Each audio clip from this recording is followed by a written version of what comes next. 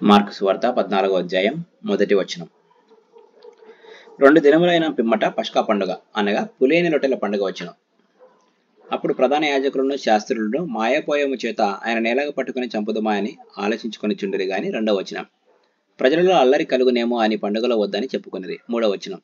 ఆయన బేతనీయులో కుష్ఠరోగిన సీమోను ఇంట భోజనమునకు కూర్చుండినప్పుడు ఒక స్త్రీ మిక్కిలి విలువగల అచ్చట జటామాంసి అత్తరు బుడ్డి తీసుకుని వచ్చి ఆ అత్తరి బుడ్డి పగలగొట్టి ఆ అత్తరు ఆయన తల మీద పోసెను. 4వ వచనం. అయితే కొందరు కోపపడి ఈ అత్తరు ఇలాగ నష్టపరిచినేలా. 5వ వచనం. ఈ అత్తరు 300 దేనారముల కంటే ఎక్కువ వెలకమ్మి బీదలకి ఇయ్యవచ్చునని చెప్పి ఆమెను గురించి సనుగుకొరి. 6వ వచనం. అందుకు యేసు ఇట్లనెను, ఈమె జోలికి పోకుడి, ఈమెను ఎందుకు తొందర పెట్టుచున్నారు?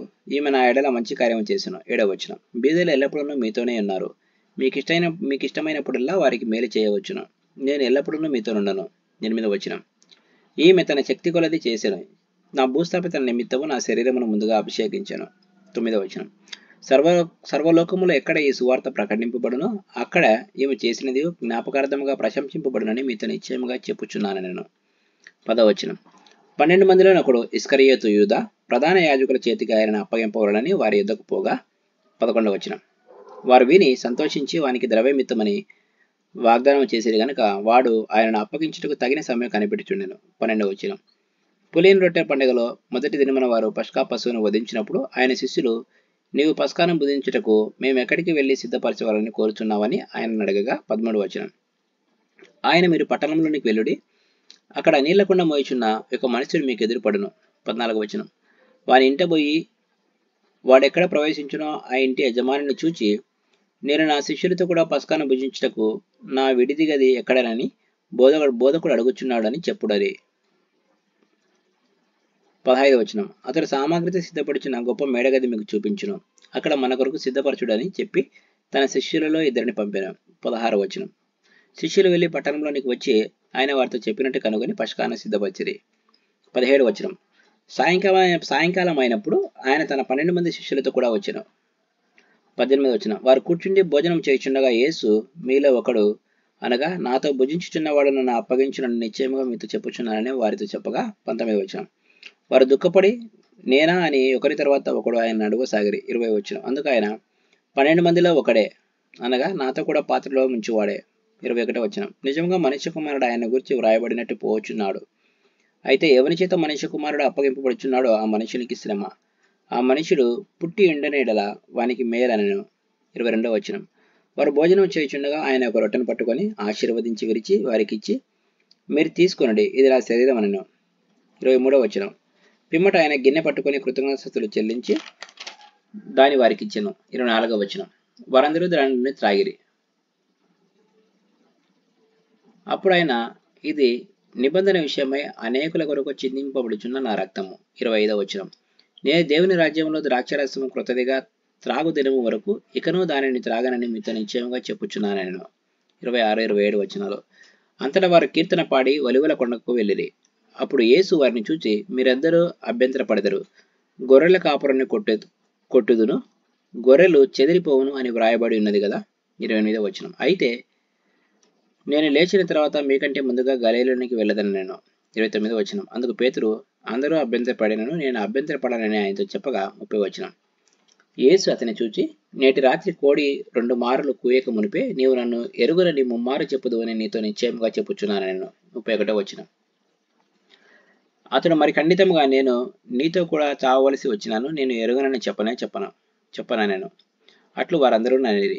32వ వచనం. వారు గెత్సెమనే అనబడిన చోటునకు వచ్చినప్పుడు ఆయన, నేను ప్రార్థన చేసి వచ్చే వరకు మీరు ఇక్కడ కూర్చుండుడని తన శిష్యులతో చెప్పి పేతురును. 33వ వచనం. పేతురును, యాకోబును, యోహానును వెంటబెట్టుకుని పోయి మిగుల విభ్రాంతి నొందుటకును చింతాక్రాంతుడగటకును ఆరంభించిన. 34వ వచనం. అప్పుడు ఆయన, నా ప్రాణము మరణమగునంతగా దుఃఖములో మునిగి ఉన్నది, మీరిక్కడ ఉండి మెలకువగా నుండుడని వారితో చెప్పి. 35వ వచనం. కొంత దూరం సాగిపోయి నేల మీద పడి సాధ్యమైతే ఆ గడియ తన యుద్ధ నుండి తొలగిపోవాలని ప్రార్థించుచు. 36వ వచనం. నాయనా తండ్రి, నీకు సమస్తము సాధ్యము, ఈ గిన్నె నా యుద్ధ నుండి తొలగించుము, అయినను నా ఇష్ట ప్రకారం కాదు, నీ చిత్త ప్రకారమే కానిమ్మనెను. 37వ వచనం. మరలా ఆయన వచ్చి వారు నిద్రించుచుండుట చూచి, సీమోను, నీవు నిద్రించుచున్నావా? ఒక గడియైనను మేలుకొని ఉండలేవా? 38వ వచనం. మీరు శోధనలో ప్రవేశించకుండునట్లు మెలకుగా నుండి ప్రార్థన చేయుడి. ఆత్మ సిద్ధమే కానీ శరీరం బలహీనమని పేతురుతో చెప్పి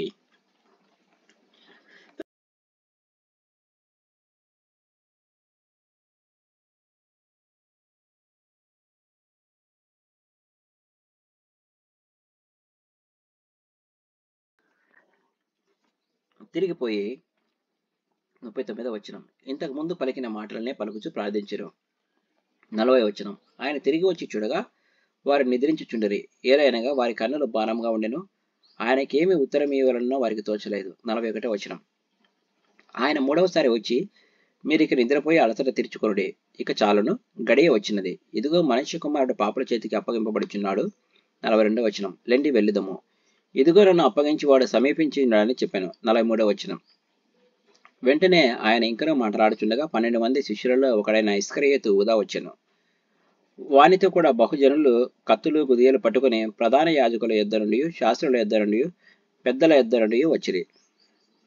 44వ వచనం. ఆయనను అప్పగించి వాడు, నేనెవరిని ముద్దు పెట్టుకుందునో ఆయనే యేసు, ఆయనను పట్టుకుని భద్రంగా కొనిపోవడని వారికి గుర్తు చెప్పి ఉండాను. 45వ వచనం. వాడు వచ్చి వెంటనే ఆయన ఎదుకు పోయి, బోధకుడా అని చెప్పి ఆయనను ముద్దు పెట్టుకొనగా 46, 47 వచనాలు. వారు ఆయన మీద పడి ఆయనను పట్టుకుని దగ్గర నిలిచిన వారిలో ఒకడు కత్తి దూసి ప్రధాన యాజకుని దాసుని కొట్టి వాని చెవి తెగ నరికెను. 48వ వచనం. అందుకు యేసు, మీరు బందిపోటు దొంగ మీదకి వచ్చినట్టు కత్తులతో గుద్దేలతో నన్ను పట్టుకుని వచ్చిరా? 49వ వచనం. నేను ప్రతిదినము దేవాలయంలో మీ యొద్ద ఉండి బోధించుచుండగా మీరు నన్ను పట్టుకొనలేదు. అయితే లేఖనములు నెరవేరినట్లు ఇలాగ జరుగుచున్నదని చెప్పాను. 50వ వచనం. అప్పుడు వారందరూ ఆయనను విడిచి పారిపోయి. 51వ వచనం. తన దిగంబర శరీరము మీద నారబట్ట వేసుకుని ఉన్న ఒక పడుచువాడు ఆయన వెంట వెళ్ళుచుండగా వారు అతన్ని పట్టుకొని. 52వ వచనం. అతడు నారబట్ట విడిచి దిగంబరుడే పారిపోయాను. 53వ వచనం. వారు యేసును ప్రధాన యాజకుని ఎద్దకు తీసుకుని పోయేది. ప్రధాన యాజకులు, పెద్దలు, శాస్త్రులు అందరూ అతనితో కూడా వచ్చిరి. 54వ వచనం. పేతురు ప్రధాన యాజకుని ఇంట ముంగిటి వరకు దూరం నుండి ఆయన వెంట పోయి బంట్రోతులతో కూడా కూర్చుండి మంట యుద్ధ చలి కాసుకొని చుండాను. 55వ వచనం. ప్రధాన యాజకులను, మహాసభ వారందరూ యేసుని చంపింపవలనని ఆయన మీద సాక్ష్యం వెతికిరి గాని ఏమీ వారికి దొరకలేదు. 56వ వచనం. అనేకులు ఆయన మీద అబద్ధ సాక్ష్యం పలికినను వారి సాక్ష్యములు ఒకదానికి ఒకటి సరిపడలేదు. 57 నుంచి 59 వచనాలు. అప్పుడు కొందరు లేచి, చేతి పని అయిన ఈ దేవాలయమును పడగొట్టి 3 దినములలో చేతి పని కాని మరి ఒక దేవాలయమును నేను కట్టుదనని వీడు చెప్పుచుండగా వింటిమని ఆయన మీద అబద్ధ సాక్ష్యము చెప్పిరి గాని అలాగైనను వీరి సాక్ష్యము సరిపడలేదు. 60వ వచనం. ప్రధాన యాజకుడు వారి మధ్యలో లేచి నిలిచి, ఉత్తరమేమీ చెప్పవా? వీరు నీ మీద పలుకుచున్న సాక్ష్యం ఏమని యేసును అడిగాను. 61వ వచనం. అయితే ఆయన ఉత్తరమేమీ చెప్పక ఊరుకుండాను. తిరిగి ప్రధాన యాజకుడు, పరమాత్మని కుమారుడైన క్రీస్తువు నీవేనా అని ఆయన అడగగా 62వ వచనం. యేసు, అవును నేనే. మీరు మనుష్య కుమారుడు సర్వశక్తిమంతుని కుడి పార్శ్వమున కూర్చుండుటయు ఆకాశ మేఘారుడటై వచ్చుటయు చూచేదరని చెప్పాను. 63వ వచనం. ప్రధాన యాజకుడు తన వస్త్రమును చింపుకొని, మనకు ఇక సాక్షులతో పని ఏమి? 64వ వచనం. ఈ దేవదూషణ మీరు విన్నవారు కాదా? మీకేమి తెచ్చున్నదని అడగగా వారందరూ మరణమునకు పాత్రుడని ఆయన మీద నేరస్థాపన చేసిరి. 65వ వచనం. కొందరు ఆయన మీద ఉమ్ము వేసి ఆయన ముఖములకు ముసుగు వేసి ఆయనను గుద్దుచు ప్రవచింపమని ఆయనతో చెప్పసాగరి. బంట్రోతులను ఆయనను అరచేతులతో కొట్టి పట్టుకునిరి. 66వ వచనం. పేతురు ముంగటి క్రింది భాగంలో ఉండగా ప్రధాన యాజకుని పని కత్తెలతో ఒకటి వచ్చి. 67వ వచనం. పేతురు చలి కాచుకున్నట్టు చూచెను. అతనిని నిదానించి చూచి, నీవును నజరేయుడగు ఆ యేసుతో కూడా ఉండిన వాడవు కావా అనెను. 68వ వచనం.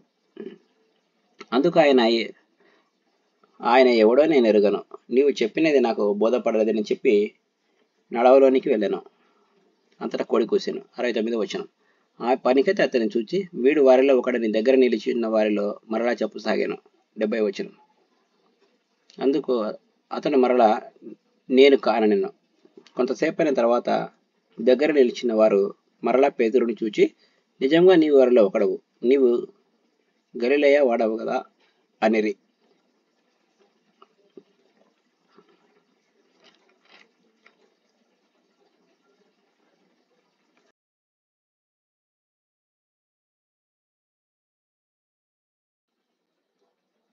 71వ వచనం. అందుకతడు, మీరు చెప్పుచున్న మనిషిని నేను ఎరగని చెప్పి శపించుకుంటకును ఒట్టు పెట్టుకున్నట్టుకు మొదలుపెట్టాను. 72వ వచనం. వెంటనే రెండవ మారు కోడి కూసాను గనుక కోడి 2 మారులు కూయక మునుపు నీవు నన్ను ఎరుగనని ముమ్మారు చెప్పేదవని యేసు తనతో చెప్పిన మాట పేతురు జ్ఞాపకమునకు తెచ్చుకొని తల పోయిచు ఏడ్చాను. Praise the lord.